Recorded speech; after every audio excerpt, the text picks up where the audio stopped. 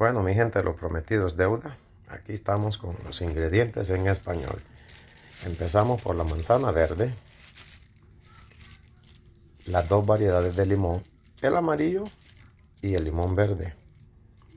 La cebolla roja, como quedamos, cebolla roja.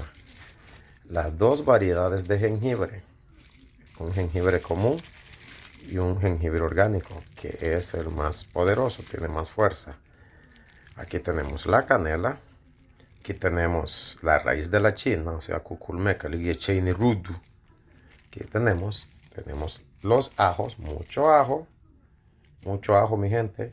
Nihati bugawani lama. Es el famosa menta. Menta, le hago American Luyalu. Es la menta, así que ahí está, ok. Y esto es opcional, esto es muy poderoso. Las hojas de eucalipto.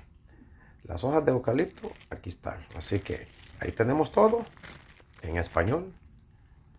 Así que los ingredientes están allí, al alcance de su mano.